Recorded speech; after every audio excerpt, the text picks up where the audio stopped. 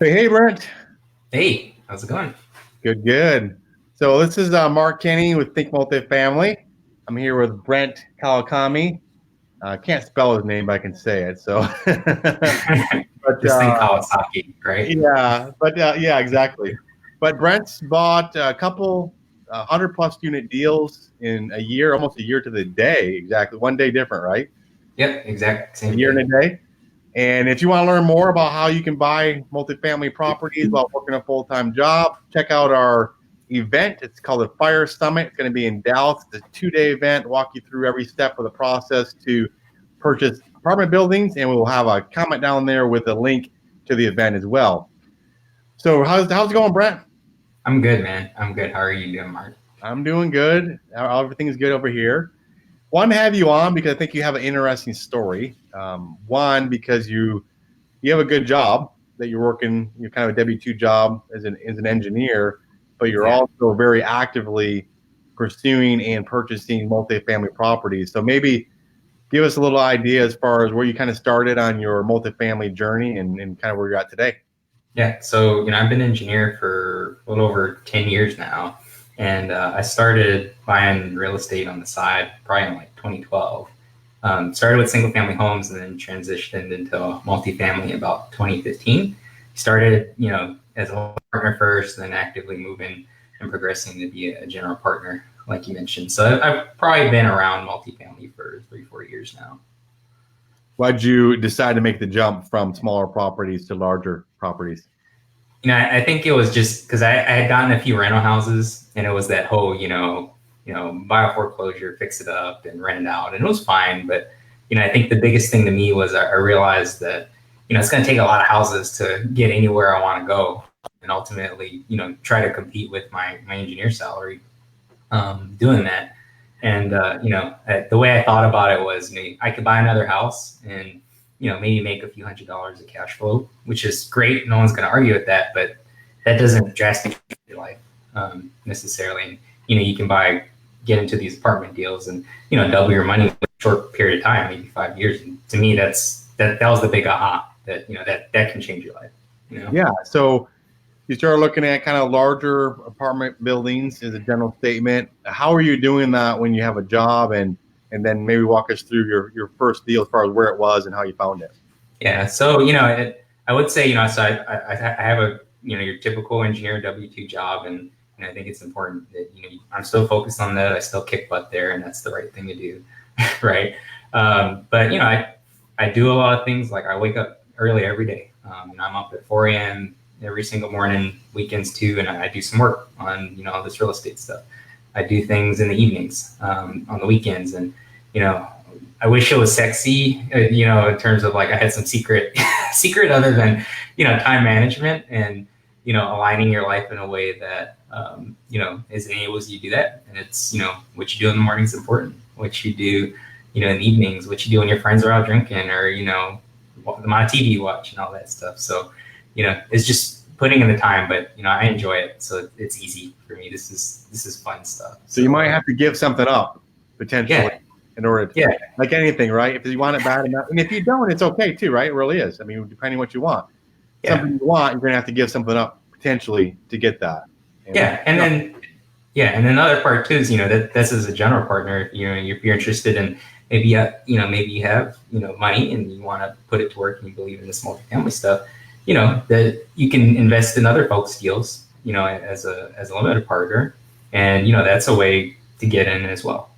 Yeah. So the limited partners, one putting the money in, but they're not the ones out finding the deals or signing the loans typically and raising money and things like that. So you're more on the active side or general partner in this case. Yeah. And so you looked at different deals. How'd you get your first deal?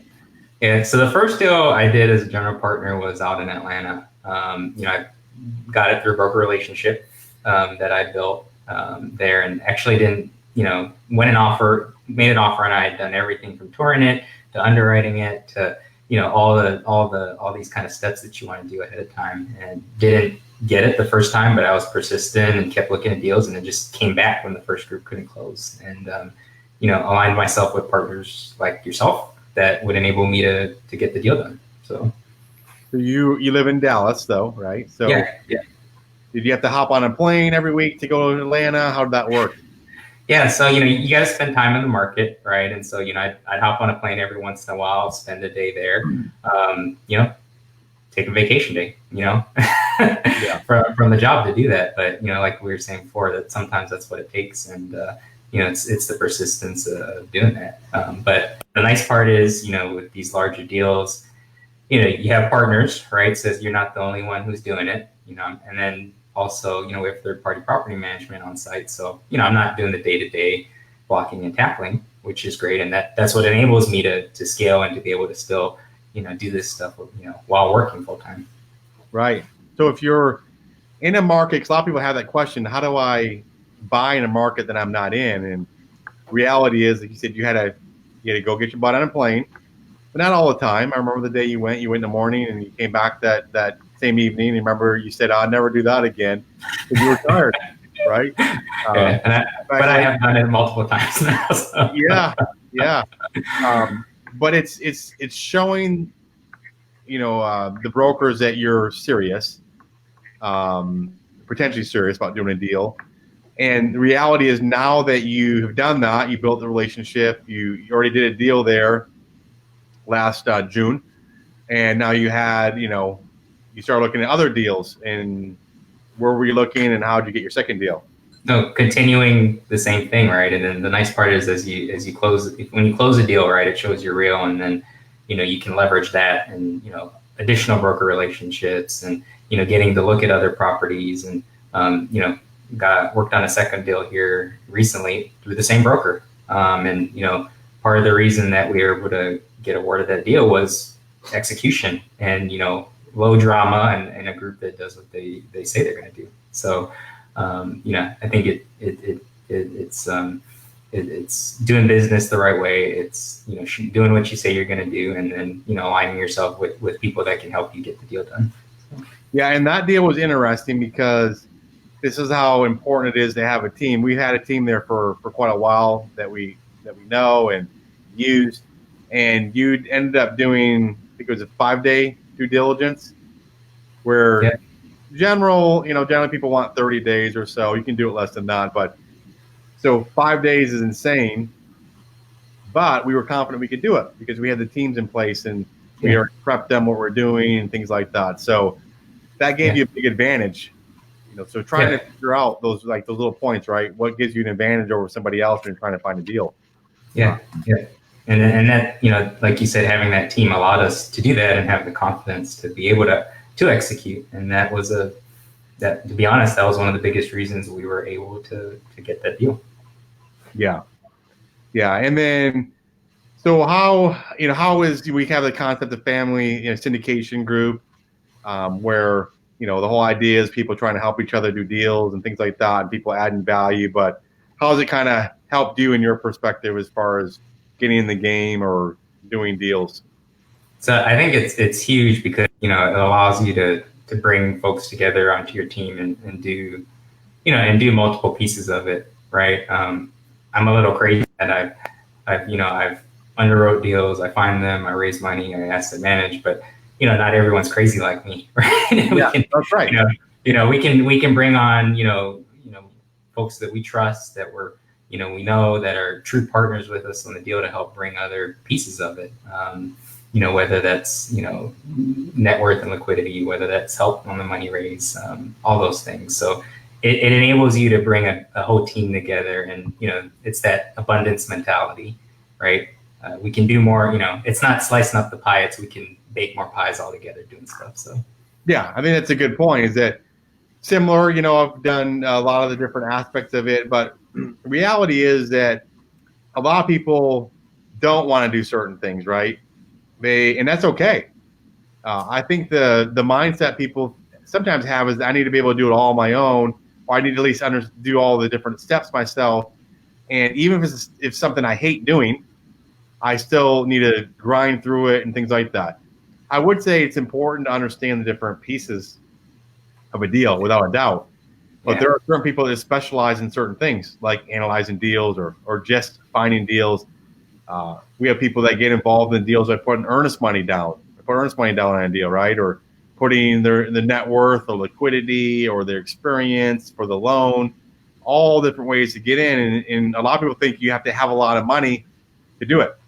Well, it helps, right? No question, right? We all would argue that it's beneficial to have a lot of money.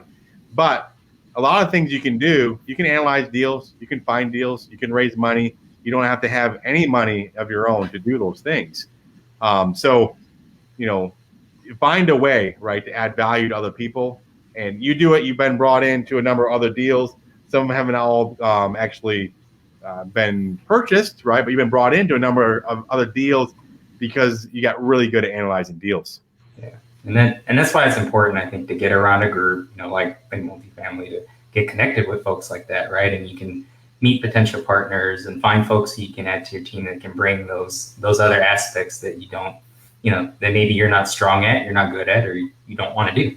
So, right. So getting around a group like that, or like Think Multifamily is part of what's going to help you get there faster and do those things. Yeah, and it's not just, we always say it's not just business too. We just got back from a cruise, right? And so we like to do family things together and go on a cruise and have fun and hang out or go to dinner and things like that too. So it makes it a lot better if you can do business with people you actually like. Yeah, there's that saying, you do business with people you know, like, and trust, right? So, that's right. Yeah. Good. So any tidbits or words of wisdom for someone that is going to be starting out trying to do multifamily syndication? No, we talked about all this stuff about being self-aware of what aspects you bring and where you can bring value. But I think we said it before, but one of the biggest things is get around other people, other investors, part of a group to be able to leverage other people, find people you can bring value to, and leverage their track record and get connected with folks. So I think the accountability piece of it is important too. A lot of people will say things like, hey, I listen to a lot of books or read a lot of books or listen to podcasts and I have a bunch of knowledge, and that's great.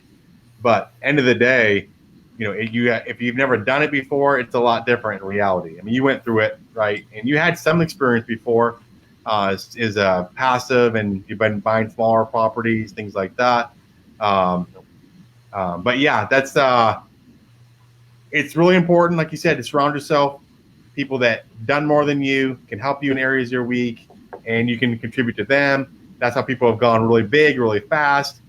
So if you want to learn how to buy multifamily syndications, even if you have a W-2 job like Brent does, he's done 200 plus unit deals in a year, which is very good in a market that he doesn't even live in. Join us at the FIRE event.